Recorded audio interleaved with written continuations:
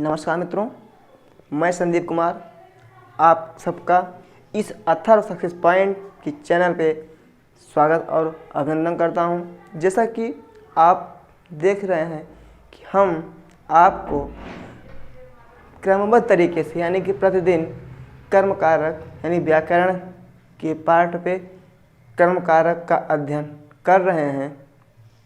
तो आज हम उसी अपने कर्म कारक का जो अगला पार्ट है यानी जितना आप देख चुके हैं उसके आगे का जो पार्ट है उसका हम यहाँ पे अध्ययन करेंगे।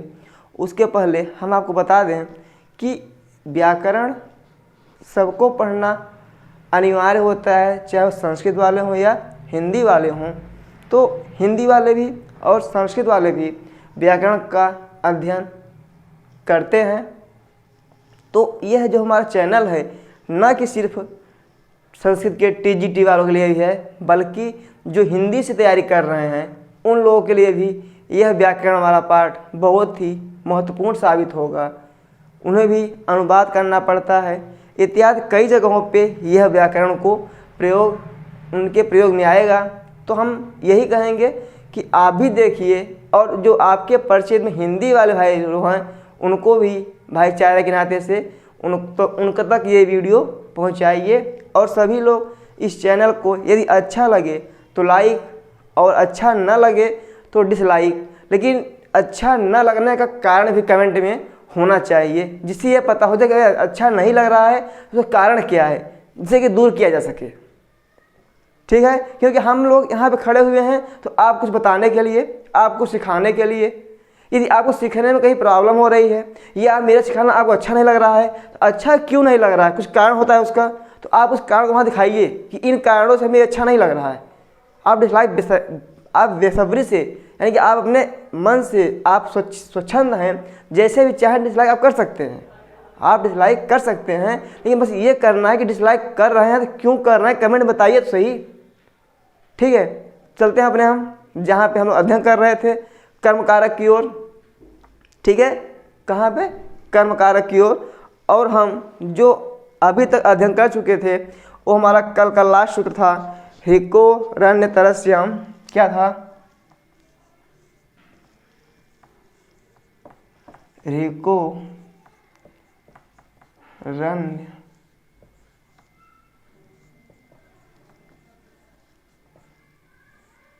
तरस्याम, ये हमारा कल का सूत्र था जो कि हमने आपको क्या किया था, बता दिया था कि इसमें क्या होता है, अन्य तरह मतलब क्या होता है, विकल्प से न रि और क्री धातुओं के योग होने पर, रि और क्री जब धातुएं रि या क्री कोई धातु हो न, और इनका जब अड़ियंत अवस्था में जो कर्ता होता है वो अड़ियंत अवस्था में कर्म या करण दोनों हो जाता है। यहाँ पे इतना ही बताना था, इसमें आपको इसका हम डिटेल से पढ़ा दिए थे। और जो शेष बचा हुआ है उसको हम आज उसके आगे का जो सूत्र है कौन सा है, अभिवाद दृशोरात्मने पदे वेद च न, ये हमारा सूत्र है जो हम आज अध्ययन करेंगे। यदि आपको कल के क्लास में कोई समस्या हुई हो या कल ही नहीं किसी भी क्लास में, तो आप अपनी समस्या को कमेंट के माध्यम से हमारे पास तक पहुंचा सकते हैं। हम आपसे पक्का वादा करते हैं कि हम उस कमेंट पर ज़रूर एक्शन लेंगे। ठीक है, तो आज हमारा सूत्र है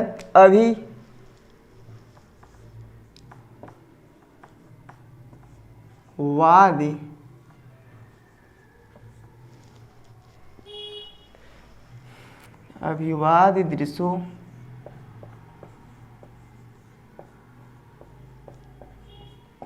रात्मने पदे वेति।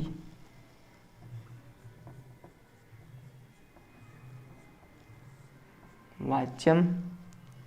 तो मित्रों पहली जानकारी आपको यह रखनी है कि जो यह लिखा हुआ है क्या है, एक वार्तिक है, सूत्र नहीं है। ठीक है, तो हमने आपको बता दिया था कि वार्तिक के रचनाकार कौन थे, आप उसको भी याद करते रहें, वो भी आपके एग्ज़ाम में पूछ सकता है। एग्ज़ाम में बहुत डीपली नहीं पूछता है, वो हल्के में ही पूछता है। बशर्ते हम डीप में या गहन में अध्ययन करने लगते हैं तो हम सामान्य क्वेश्चनों को ध्यान ही नहीं देते हैं। इसलिए क्या होता है, हमारा जो क्वेश्चन कठिन होते हैं, जो प्रश्न कठिन होते हैं, हम उसको तो कर ले जाते हैं, लेकिन जो सामान्य होते हैं उसको हम नहीं कर पाते हैं। इसलिए हमें सामान्य और कठिन दोनों प्रश्नों पर फोकस करना है। ठीक है, तो ये क्या था, अभिवाद दृशो रात्मने पदे वेति वाच्यम। कहा वाच्यम मतलब कहना चाहिए क्या, आत्मने पदे, यानी आत्मने यानी उस धातु को आत्मने पदे कहना चाहिए। आत्मने पदे में आत्मने पद में वाच्यम कहना चाहिए। क्लियर हुआ किसको, तो कहा अभी यानी अभी उपसर्ग पूर्वक, क्या अभी उपसर्ग पूर्वक, ठीक है, कहा क्या कि अभी उपसर्ग पूर्वक यदि वादि और दृश्य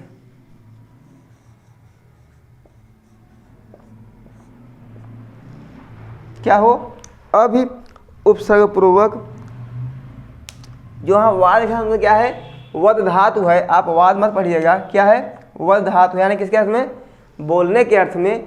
तो बताया क्या, अभी उपसर्ग पूर्वक वद धातु या दृश्य धातु।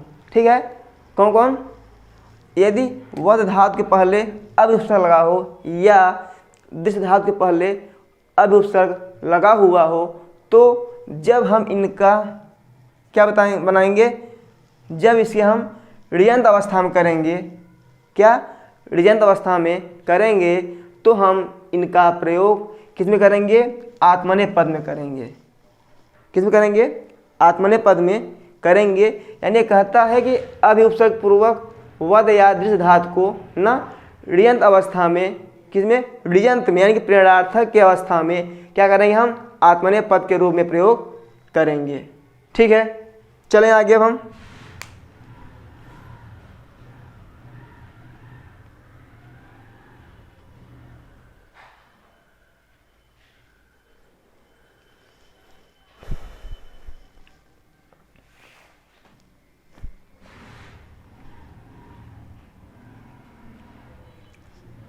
चलें उदाहरण की ओर।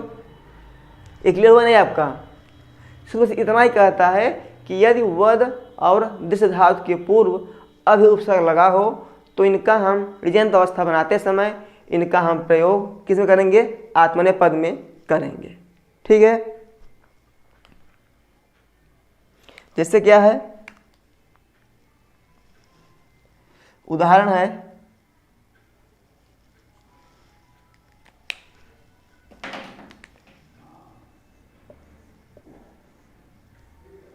भक्तः देवं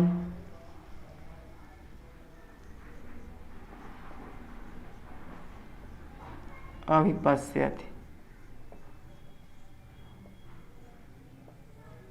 यानी क्या है, भक्त देव को देखता है ना, तो कहा क्या, अब पश धातु है यहाँ पे, यानी पश धातु है, तो कहा यदि इसका हम अब क्या बनाएंगे, ये हमारा क्या है, साधारण है, प्रकृत दशा में, यानी कि अड़ियंत अवस्था में है। किस में है ये, हमारा अड़ियंत अवस्था में है। जब इसे हम ऋजंत अवस्था में करेंगे, यानी कि ये जब इसे क्या करेंगे, हम प्रेरणार्थक में करेंगे। किस में करेंगे हम, जब इसे हम साधारण से प्रेरणार्थक में करेंगे तो क्या हो जाएगा हमारा, और सब आप जानते ही हैं क्या होगा, भक्तम क्या होगा, भक्ता क्या हो जाएगा, भक्तम देवम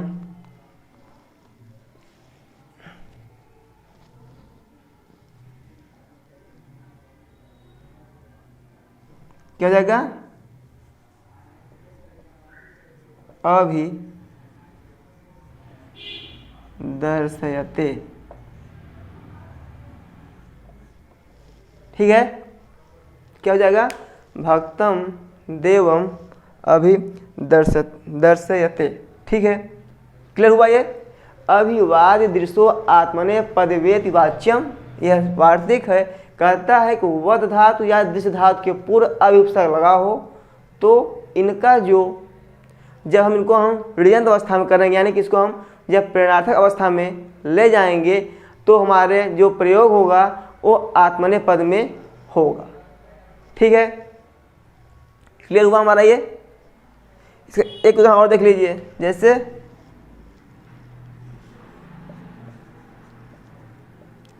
राम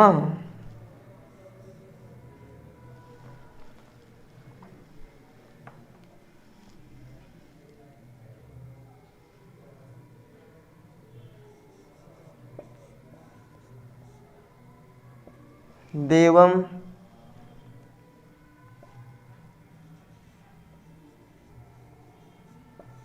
अभिवदति ना, राम देवम अभिवदति। जब इसका हम बनाएंगे तो क्या हो जाएगा हमारा, हमारा क्या है, ऋयंत में है। जब यह क्या हमारा ये हमारा क्या इसमें है, ये अण्यंत में है। जब इसे हम किस में करेंगे, ऋयंत अवस्था में करेंगे तो हमारा क्या बन जाएगा, राम क्या बन जाएगा, रामम ना, फिर देवम, फिर क्या हो जाएगा, अभिवादयते।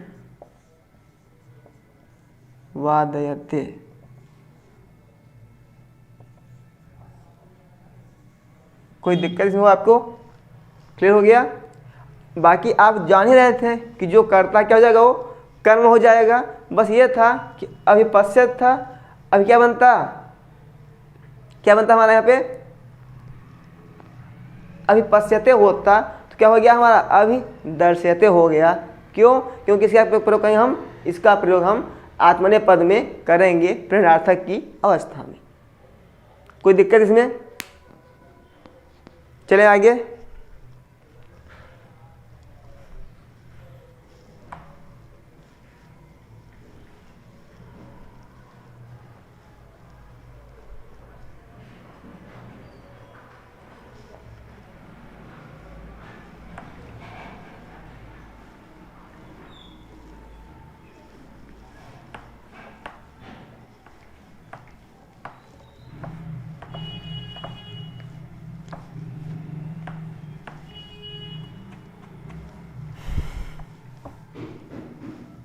फिर हमारा सूत्र अगला वाला है, क्या है नेक्स्ट सूत्र हमारा जो अगला सूत्र है वो है जलपति प्रभृति नाम उप संख्यानम। क्या है, जलपति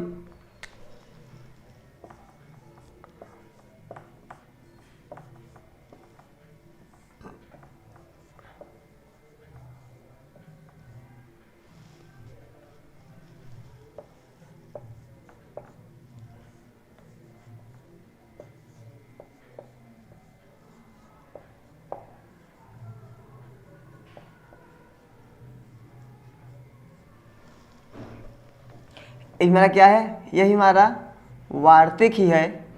ठीक है, क्या हमारा ये वार्तिक है। तो अब जो हमारा ये वार्तिक है ना, तो अब ये क्या कह रहा है, जल्प माने क्या होता है, क्या जल्प माने बोलना या कहना। ठीक है, जल्प माने क्या होता है, बोलना के अर्थ में, बोलना जल्प हो गया ना। अब जल्प के लिए क्या लिख सकते हैं हम, या जल्प लिख दें या भास धातु लिख दें या वद लिख दें इत्यादि धातुएं।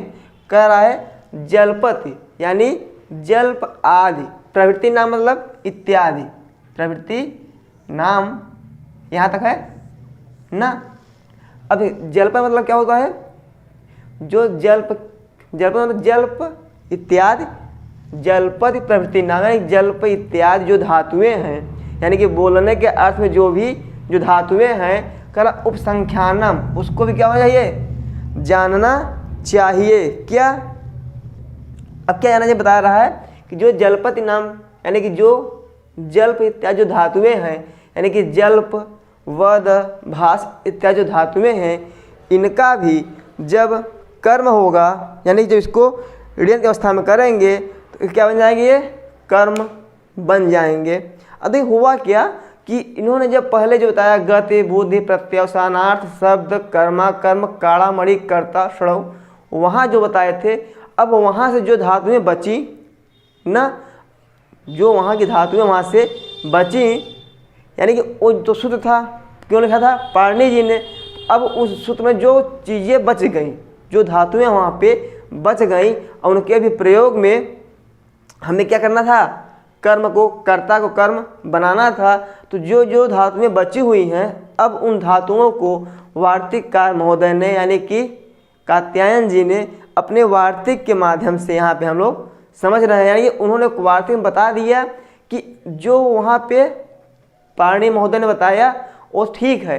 अभी इन धातुओं में भी क्या होना चाहिए, कर्ता का कर्म होना चाहिए। जो अड़ियंत अवस्था का कर्ता है वह अड़ियंत अवस्था में कर्म होना चाहिए। उन धातुओं के अलावा जो ये धातुएं भी हैं, जैसे यहाँ पे है जल्प है, यानी कि बोलना, क्या है, बोलना, भास माने भी बोलना, वद माने भी कहना या बोलना, यानी कि इस जो धातुएं हैं जो कि वहाँ नहीं कही गई, कहाँ पे, कहाँ पे, गति, बुद्धि, प्रत्यवसानार्थ जो सूत्र है वहाँ पे ना, जो हम पहले पढ़ के आए हैं, तो जो वहाँ पे धातुएं नहीं कही गई हैं, उन धातुओं को कहने के लिए इन वार्तिकों का प्रयोग किया जा रहा है। तो वह आप सोचेंगे कि वहाँ भी कहा गया, यहाँ भी क्यों कहा जा रहा है, तो वहाँ पे जो नहीं कहा गया, वहाँ पे जो नहीं कहा गया वो यहाँ पे कहा गया। जो वार्तिक होता है, वार्तिक का अर्थ ही होता है कि जो न कहा गया हो उसको कहना। ठीक है, तो हम चलते हैं कहाँ पे, अपने इस सूत्र की ओर। कह रहा है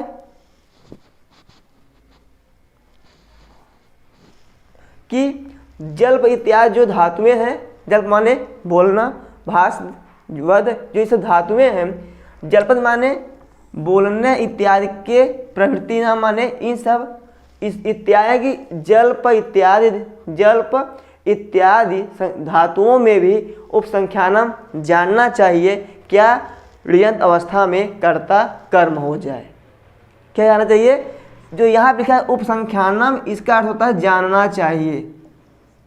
क्या होता है, जानना चाहिए। तो क्या जानना चाहिए, तो बताया ऊपर से ले लीजिए आप कि ऋयंत अवस्था में जो कर्म होता है, ऋयंत अवस्था में जो कर्ता कर्म बनता है, वह इन धातुओं के प्रयोग में भी कर्ता कर्म बने, बस यही जानना चाहिए। ठीक है, जैसे इसका उदाहरण है पुत्र, यानी जो पुत्र है, धर्मम,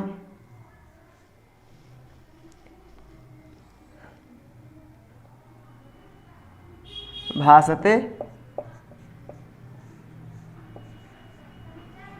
न, क्या है, पुत्र धर्मम भासते न।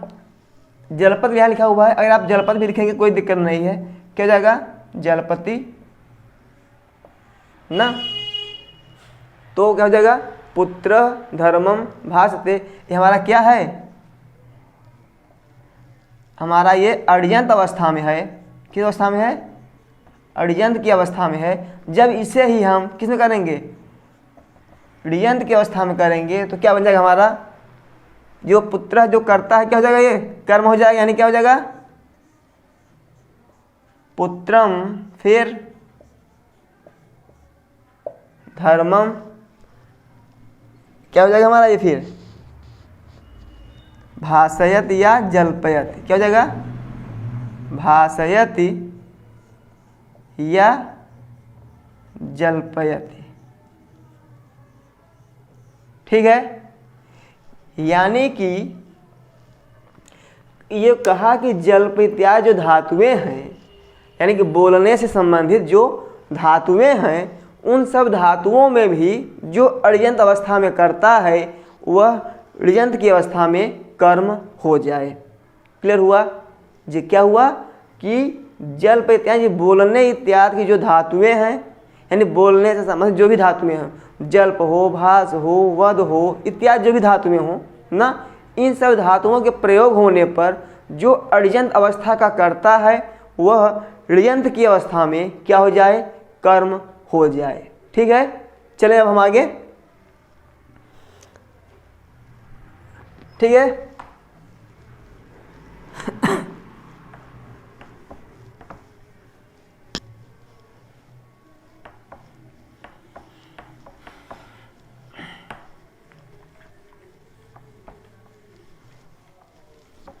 आप लगातार अध्ययन में कार्यरत रहें।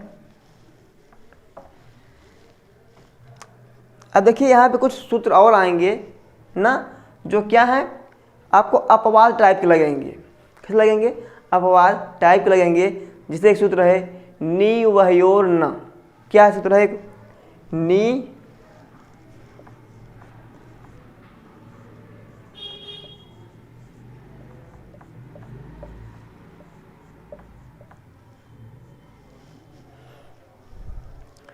नी वह्योर न, यानी कहा क्या कि अभी हम क्या पढ़ रहे थे कि जो ऋयंत अवस्था में, जो अड़यंत की अवस्था में कर्ता, ऋयंत की अवस्था में कर्म बन रहा था, अब वही क्या होगा कि जो अड़यंत अवस्था में जो कर्ता है वह ऋयंत की अवस्था में क्या बनेगा, करण बनेगा। क्या बनेगा, करण बनेगा।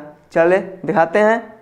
ये कहता है कि नी और वह धातु, कौन कौन धातु है यहाँ पे, नी धातु है और वह धातु है, यानी कि नी और वह धातु यो, यानी कि क्या है, ये षष्ठी का द्विवचन है, यानी कि नी और वह धातुओं के ना, या नी और वह धातुओं में न मतलब न हो, क्या न हो, कर्म न हो, क्या हो, करण होगा।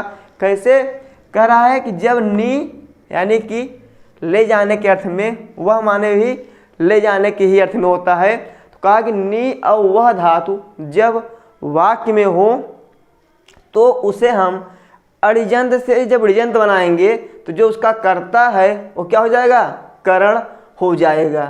क्लियर हुआ। कैसे,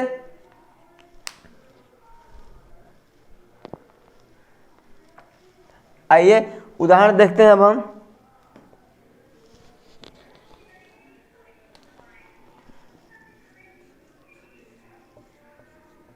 भृत्य भारम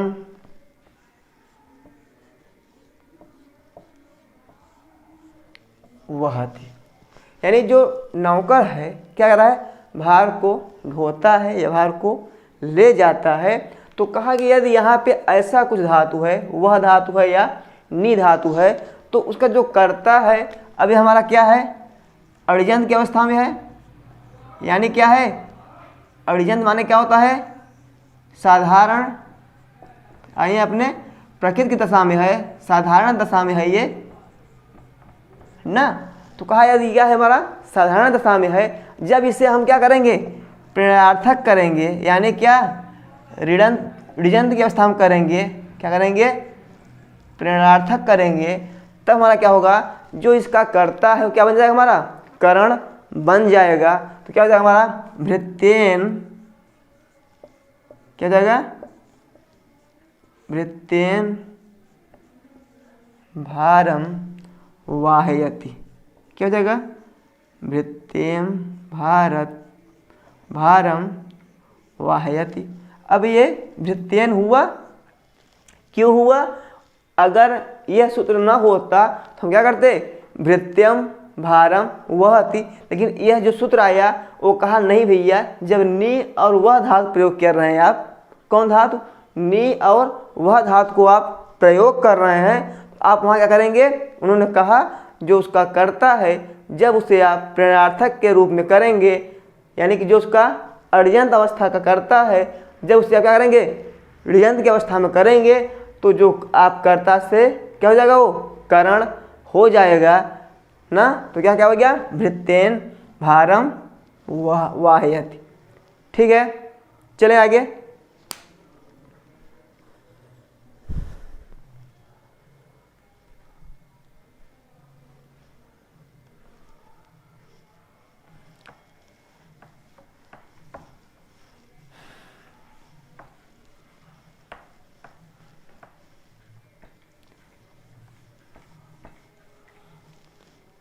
हमारा जो अगला सूत्र है वह ये है, क्या? आदि खाद्यो न। क्या है?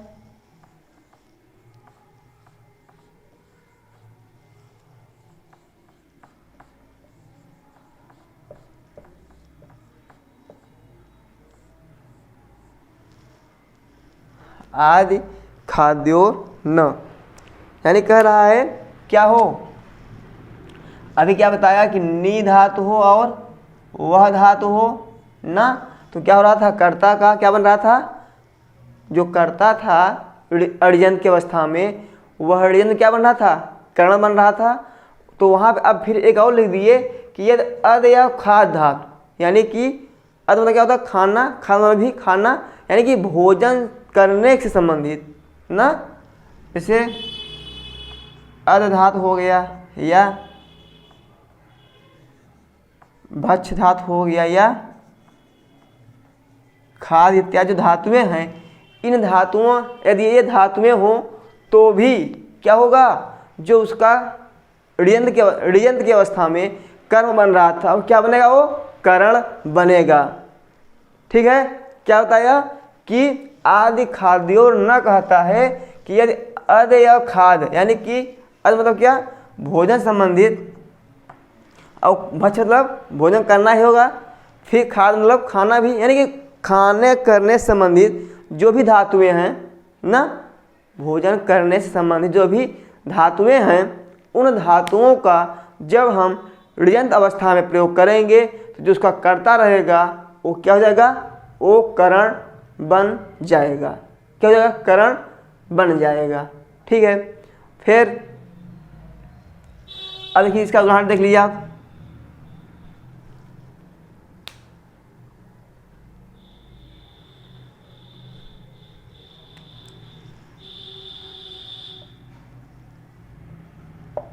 वटु अन्नम अत्ति। ठीक है, यानी कि क्या, जो बटु नाम का करता है वह अन्न को खाता है, या क्या करते हैं यहाँ पे हम खादत भी कर सकते हैं ना।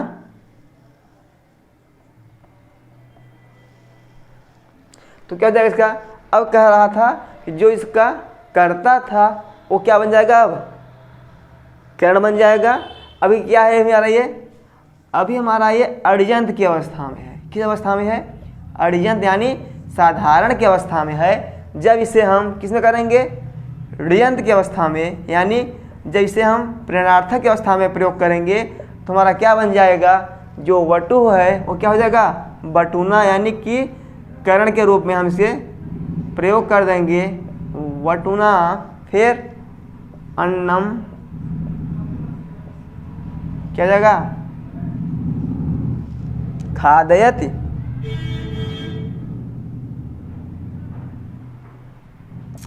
खादयति या आदयति। ठीक है, आदयति,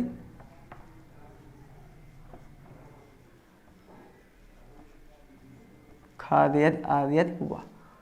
ठीक है, यानी कि ये कह रहे हैं कि जो अध से संबंधित, अर्थ समय जो भी खाने संबंधी जो धातुएं हैं, खाने संबंधित जो भी धातुएं हैं, यदि उसका हम ऋयंत अवस्था में प्रयोग करेंगे तो जो कर्ता है वो क्या हो जाएगा, करण हो जाएगा। ठीक है, जो कर्ता है क्या हो जाएगा, वो करण हो जाएगा। क्लियर। चलिए अब हम आगे, क्लियर हो गया ना ये। आदि खाद्योर न क्या कहता है, अध या मतलब खाने समय जो भी धातुएं हैं उनका जो कर्ता होगा, उनका जो अड़ियंत अवस्था का जो कर्ता होगा, ओड़ियंत की अवस्था में क्या हो जाएगा, करण हो जाएगा। ठीक है, जैसा कि बटु अन्नम अत्ति खादति, यानी कि बटु अन्न को खाता है, जब इसका हम ऋयंत अवस्था में करेंगे तो क्या हो जाएगा, बटु करता था, क्या हो जाएगा बे, करण, यानी बटुना, यानी तृतीया हो जाएगा, अन्नम खादयत या आदयत या खादयत। ठीक है, दोनों अर्थ खादयत है ना। चले आगे,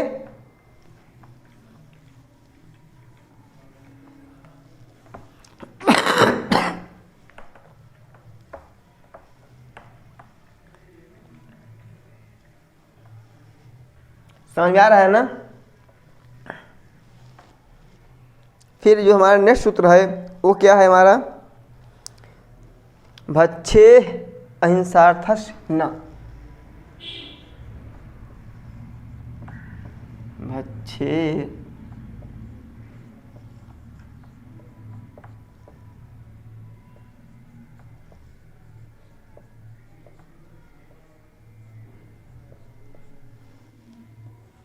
यानी कहा कि जो भक्ष धातु है, यानी जो अभी हम आपको बता रहे थे क्या हो रहा था, उसका कर्ण हो रहा था, वो बताया कि अब जो भक्ष धातु है, क्या, जो भक्ष धातु है अहिंसार्थस्थ यानी अहिंसा के अर्थ में, किसी अर्थ में, अहिंसा के अर्थ में ना क्या होगा, कर्ता का करण होगा। यदि वो अहिंसा संबंधित नहीं होगा तो कर्ता क्या होगा, कर्म होगा। ठीक है, क्या बताया, भक्षे अहिंसार्थस्य न, जो कह रहा अहिंसार्थस्थ यानी अहिंसार्थक, यानी अहिंसा से, जो अहिंसार्थक जो हमारा क्या है, भक्ष धातु है ना, इसका क्या हो जाएगा, जो अहिंसार्थक मेरा भक्ष धातु है उसका जो अर्जंत अवस्था का कर्ता होगा वह ऋजंत की अवस्था में क्या हो जाएगा, करण हो जाएगा। ठीक है, जैसे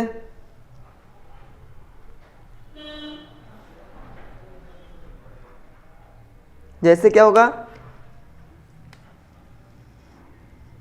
अभी हम आपको उदाहरण दिया था ना, क्या,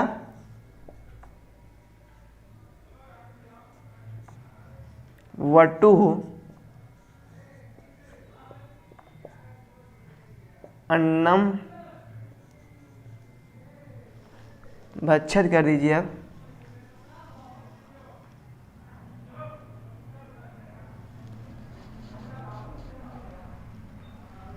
वटु अन्नम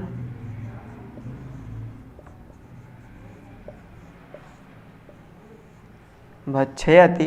तो जो इसका पदार्थक में यानी हमारा क्या है, हमारा ये हमारा अड़िजंत अवस्था में है।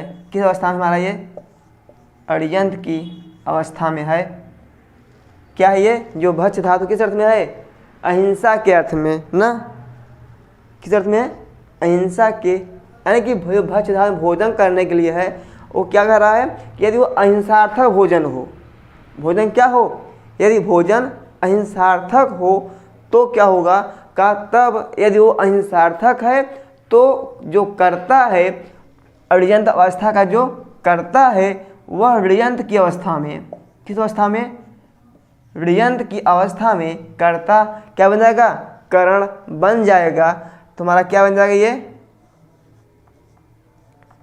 वटुना अन्नम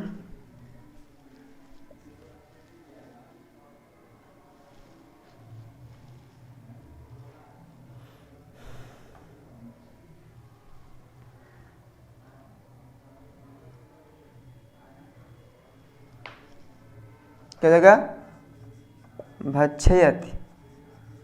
ठीक है, यानी बताया क्या कि जो बटु है अन्न का भक्षण करता है, बटु अन्नम भक्षयति। क्या था ये, हमारा अड़ियंत था। क्या था, अड़ियंत यानी क्या था, साधारण में था। किसमें था, साधारण दशा में था। जब इससे क्या किया गया, प्रेरणार्थक किया गया। क्या, प्रेरणार्थक, यानी जब इस अड़िजंत को ऋजंत में किया गया, यानी साधारण को प्रेरणार्थक में किया गया, तो जो इसका कर्ता था वो क्या हो गया, करण हो गया। तो बटु क्या बन गया, बटुना अन्नम भक्षयति।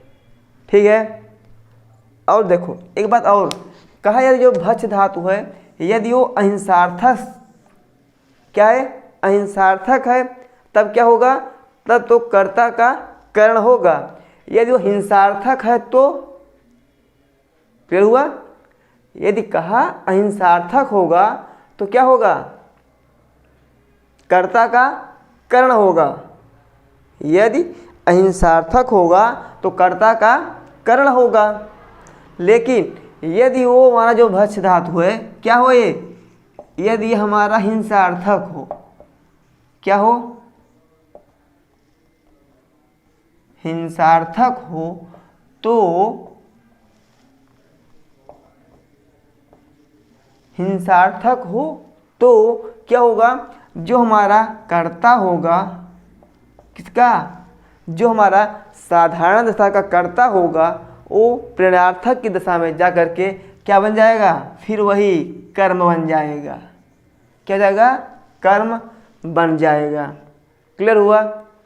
यानी कि अब ये बताया गया कि यदि जो हमारा भक्ष्य धातु है यदि यह अहिंसा के अर्थ में है, किस अर्थ में है, अहिंसा के अर्थ में है, तब तो इसका जो साधारण दशा का कर्ता होगा वो प्रेरणार्थक की अवस्था में आते आते करण हो जाएगा, आएगा तो करण हो जाएगा। लेकिन यदि जो हमारा भक्ष्य धातु है क्या हो, हिंसार्थक हो, तो जो इसका कर्ता होगा, किसका कर्ता, अर्जंत अवस्था का, यानी कि साधारण दशा का जो कर्ता होगा वो क्या हो जाएगा, प्रेरणार्थक की दशा में वो कर्म हो जाएगा। ठीक है, उसका उदाहरण देख लीजिए। अब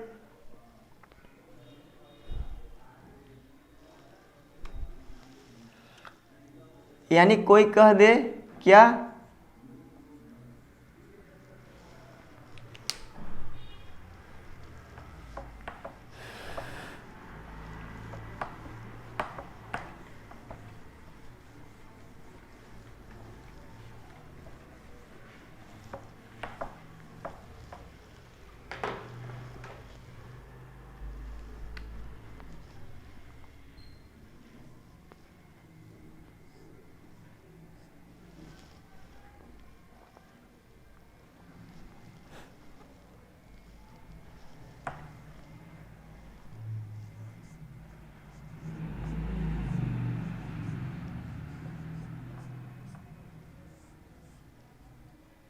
बलि वरदाह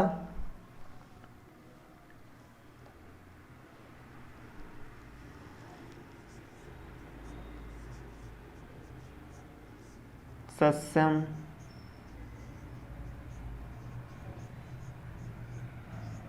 भक्षयति।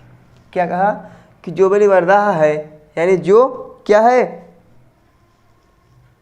वर्धा साढ़ है ना, क्या वर्धा, यानी कि क्या कहते हैं उसे, जो गाँव में बोलते हैं ना कि ये छुट्टा ना, यानी कि जो बलि वर्धा यानी जो साढ़ है, जो गाय है ना, गाय को वर्धा बोल सकते हैं ना, तो बलि वर्धा शस्यम भक्षयति, यानी क्या कर रहा है वो, धान को, जो धान का पौधा है उसका कर रहा है, उसको खा रहा है, तो क्या कर रहा है, ये हिंसार्थक कर रहा है वो ना।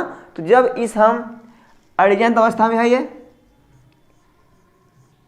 क्या है, ये हमारा अर्जंत की अवस्था में है, यानी साधारण दशा में है, जब इसे हम क्या करेंगे, प्रेरणार्थक में करेंगे,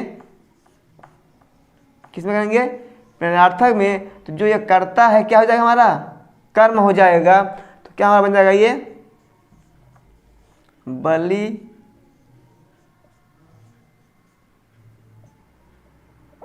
वरदान, बलि वरदान शस्यम क्या हो जाएगा, भक्षयति ना।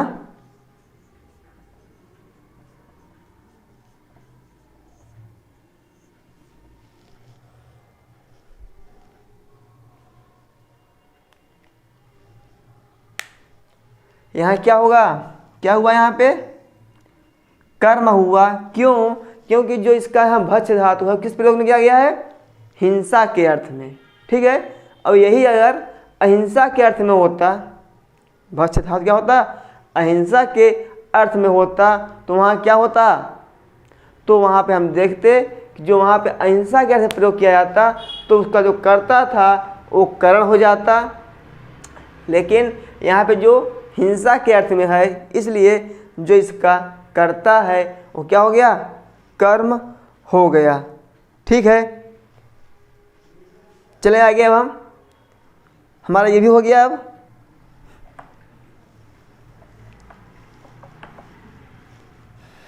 जहाँ समझ में न आए मित्रों, आप कमेंट के माध्यम से दोबारा पूछ सकते हैं।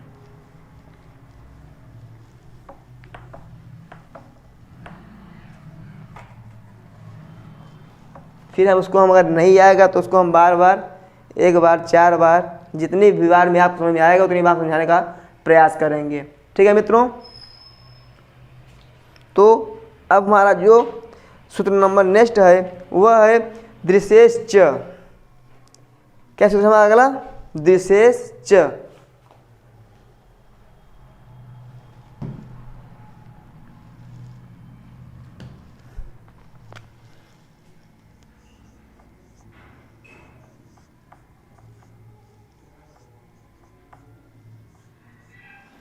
अभी जो इन्होंने बताया क्या कि जो हिंसार्थक था ना, तो वहाँ क्या हो रहा था? कर्म हो रहा था।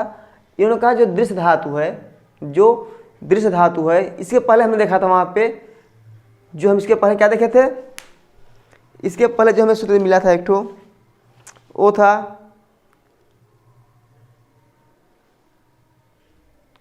अभिवाद दृश्यो आत्मने पदवेति ना। क्या था? अभिवाद दृश्योरात्मने पदे वेति। वाच्यम जो था वहाँ पे क्या था? यदि दृश्य धातु के पहले क्या था? वद। क्या था? अभि उपसर्ग रहे। यदि दृश्य धातु के पहले, अभी जो इसके पहले आपको बताए थे, अभिवाद दृश्योरात्मने पदे वेति युचा वाच्यम, तो कह रहा है कि जो वहाँ पे था क्या था? यदि वहाँ पे था ना, क्या था वहाँ पे? वहाँ भी दृश्य धातु था ना, दृश्य धातु। तो कहा जो दृश्य धातु वहाँ पे था, यदि इसके पहले क्या था? अभि उपसर्ग लगा हो, यदि इस दृश्य धातु के पहले क्या हो? अभि उपसर्ग लगा हो, तो इसका जो हम ऋजंत अवस्था में है उसको हम जब अड़जंत में करेंगे तो इसका प्रयोग किसमें करेंगे? हम आत्मनेय पद में करेंगे ना। लेकिन यदि ये अभि उपसर्ग न लगा हो, यदि इसमें अभि उपसर्ग न लगा हो, तो क्या करेंगे? इसको हम सामान्य प्रयोग करेंगे। जो इसका कर्ता रहेगा वो क्या रहेगा? वो कर्म ही रहेगा। ठीक है। जैसे दृश्य से ही कहता है कि दृश्य धातु हो क्या हो? यदि दृश्य धातु से संबंधित कोई भी धातु हो ना, तो उसके प्रयोग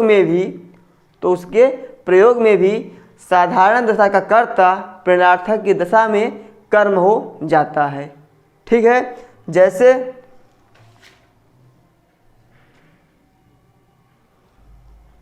भक्तः क्या है? भक्तः हरिम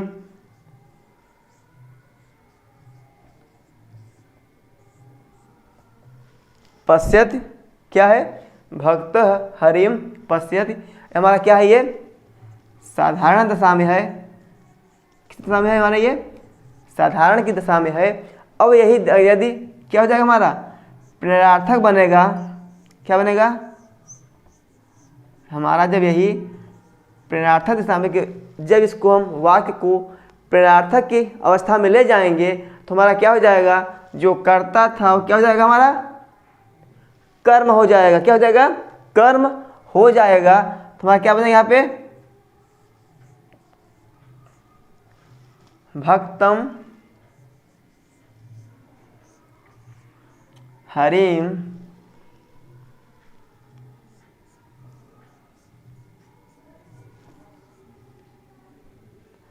पश्यति या। ठीक है, वो भी सही है। क्या हमारे चार्ट लिखने से क्या हो जाएगा? भक्तम हरि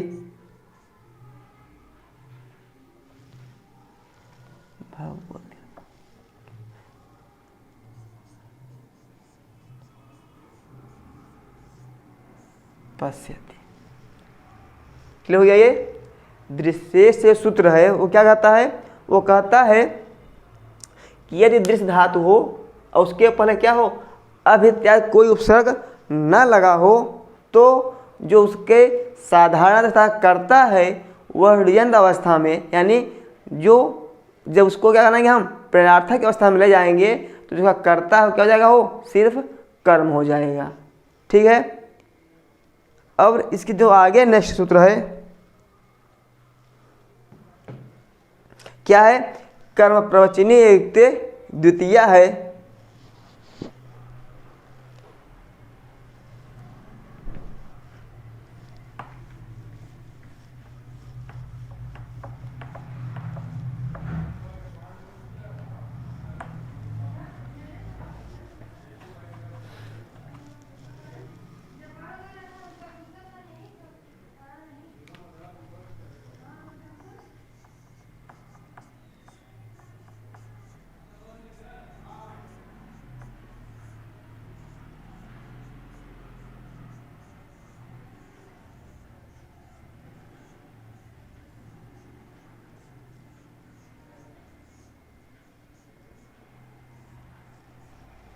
क्या बताया कि जो कर्म प्रवचनीय है ना, जो कर्म प्रवचनीय है उसमें क्या लग जाएगी, कहा क्या कि कर्म प्रवचनीय क्या लगती है, द्वितीय लगती है। अब पहले में जानना है कि कर्म प्रवचनीय क्या है ना, कर्म प्रवचनीय क्या है। तो इसके पहले एक सूत्र आया है कर्म प्रवचनीय। क्या आता है, कर्म प्रवचनीय। इसका सूत्र कितना क्या है, 1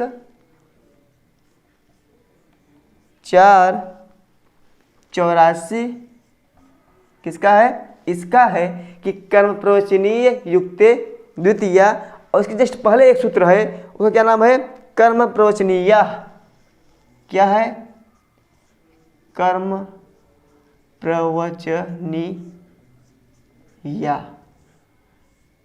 इसकी जो सूत्र संख्या है, क्या इसकी जो सूत्र की संख्या है वह है 1 4 83। ठीक है, यानी कि 1 4 83 और 1 4 84। तो कहा जो कर्म प्रवचनीय ये लिखा हुआ है, कर्म प्रवचनीय, कर्म प्रवचनीय लिखा जो लिखा हुआ है यह क्या है, यह एक अधिकार सूत्र है। क्या है, यह एक अधिकार सूत्र है जो कहता है कि यह अनुलक्षणे से लेकर के, कहाँ से, अनुलक्षणे,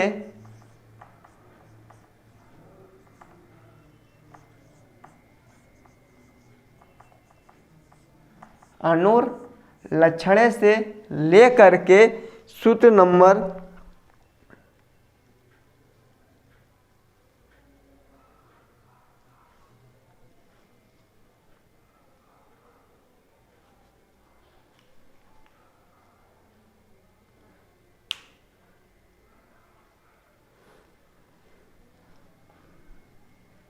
'कहाँ तक है, ये अधिनिश्वय तक है।